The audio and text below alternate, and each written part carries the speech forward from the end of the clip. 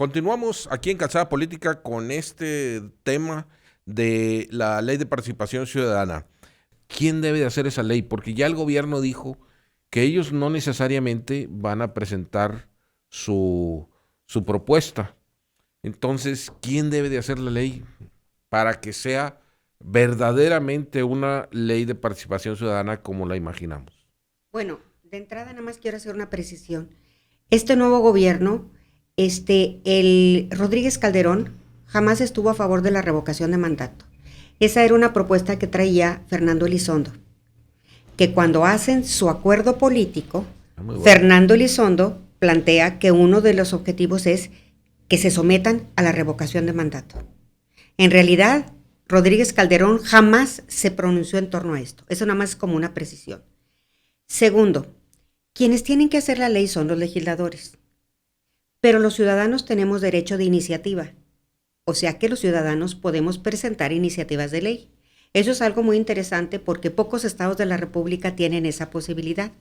Recientemente, hace unos 2 o 3 años, se modificó la Constitución en una reforma política que hubo y los ciudadanos podemos hacer iniciativas de ley a nivel federal, pero con 120 o 130 mil firmas de apoyo. Aquí, un ciudadano común puede ir y presentar una iniciativa de ley. Luego, posteriormente, en una comisión, se tienen que revisar todas las iniciativas de los ciudadanos y de todo. Entonces, con la aportación ciudadana se puede hacer. Aquí lo que me queda claro a mí es que se hizo una ley inoperante y que no hay voluntad política por parte del Ejecutivo para que exista la revocación de mandato. Porque si, como dice Javier, estuvieron trabajando 3 o 4 meses anteriores y no hubo una observación ni ninguna aportación por parte del Ejecutivo, y después la vetan, no hay una voluntad para que realmente salga una buena ley. Y posteriormente, cuando sale esta ley, la vetan. Y aparte, Rodríguez Calderón plantea, pues esta ley no es retroactiva para mí. En todo caso, haré una consulta por Facebook. ¿Sí? Es una barbaridad. Ese es el manejo superfluo de la política. ¿Ok? Entonces, para mí los legisladores tienen que legislar en torno a esto. Pero parece ser que no hay una voluntad expresa de que exista la revocación de mandato porque incluso no están incluidos los legisladores. Y para revocación de mandato tiene que estar el gobernador, los alcaldes y los todos que hayan sido votados. Exactamente, y ellos se excluyen. Segundo, ellos dejan, en el caso de la revocación, que el Congreso es el que tiene que decidir. Y ahí están partiendo de un principio o de una ignorancia de lo que es la teoría política. El derecho electoral es una cosa y la democracia electoral y otra es la democracia participativa. Entonces, la revocación de mandato, la autoridad que tiene que normarla es la Comisión Estatal Electoral o la representación del INE en el Estado. ¿Sí? Uh-huh. ¿Por qué? Porque la persona llegó al poder a través del voto. Uh-huh. Entonces, ese es el ente que tiene que encargarse de organizar lo que sería una votación para ver si se le revoca el mandato o no. ¿Ok? No los diputados, porque al final de cuentas se politiza el asunto. Pero eso tiene que estar muy especificado. Claro, una cosa es en la ley electoral. Y también la ley de participación ciudadana. Y otra es la ley de participación ciudadana. Ok, entonces para lo que estoy entendiendo ahorita de tu aportación es de que los que tienen la batuta son definitivamente los diputados. Sí, es su obligación. Pero la obligación no es nomás hacer la ley, sino consultar a todos los ciudadanos. Claro. En este caso, que haciendo lo que tú decías de que escucharlos a todos ustedes que pueden aportar elementos para hacer una ley verdadera. No una ley que, como la de ahorita, que la rechazaron y que luego todo el mundo ya está diciendo, pues sí es cierto, porque la rechazaron, medio le dieron pues yo creo que le dieron la razón al Ejecutivo porque dijeron no estaba bien hecha esa ley, ¿verdad? Entonces... Para mí es que ni los diputados ni el gobernador quieren que exista esa figura. Entonces hay como así de sencillo. Habrá como una simulación. Entonces. Es una simulación desde mi punto de vista, porque cuando hay voluntad política de construir, se construye. Uh-huh. Lo demás es pura faramaya. Estamos entre actos de simulación para decir, bueno, ciudadanos, ya les di, ahí está su ley electoral, ya hay su participación ciudadana. Sí, pero toda chueca, inoperante. Recordemos que 12 años estuvo en la congeladora. 12 años son donde el PRI y el PAN la guardaron, simularon y ningunearon a la ciudadanía. Y como decía al principio, ¿por qué ahorita? ¿Quieres revocación de mandato? Aquí te va la ley. Pero ¿cómo la estructuran? La estructuran en donde un poder constituido, que es el Congreso, va a controlar ese proceso. Entonces, eso es lo que está mal. Y con razón el nuevo gobierno dice, entonces tú me vas a sujetar, pues no estoy de acuerdo, la veto. Ahora bien, ¿qué es lo apropiado? Y por eso mi propuesta. Lo apropiado es que se dé un plebiscito, como sucede en países y en estados de otros países, donde a la ciudadanía se le consulte sí o no continúa este gobierno. Esto, así de simple, así de claro, así de sencillo. Ahora bien, aquí tenemos otro problema. Recordemos que en la elección el nuevo gobierno ganó por 49%, el PAN 23%, el PRI 24%. Mayoría absoluta. Entonces tiene que haber aquí un proceso, un porcentaje por esa de diversidad de fuerzas políticas que debe haber. Un voto más. Porque recordemos que el PRI y el PAN, el PAN le cortaron la luz el último día al gobierno de Monterrey, son los que ahorita están en el Congreso. El PRI, cómo nos dejó endeudados, son los que tienen control del Congreso. ¿Por qué? Porque faltaron candidatos independientes. Si hubiera habido más candidatos independientes, quizás hubiera habido más control en el Congreso.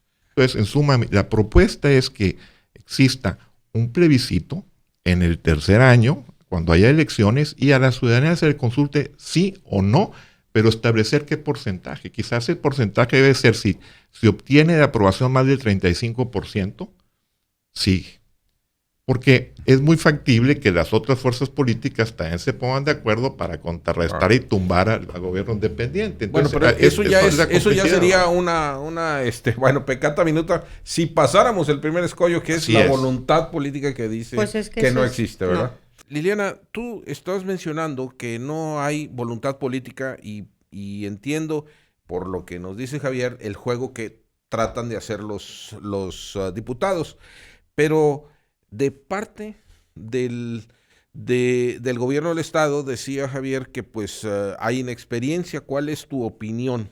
No, yo creo que hay incapacidad de poder establecer una vinculación seria, respetuosa, para poder generar acuerdos cuando tú como gobierno, como ejecutivo, no tienes mayoría en el Congreso.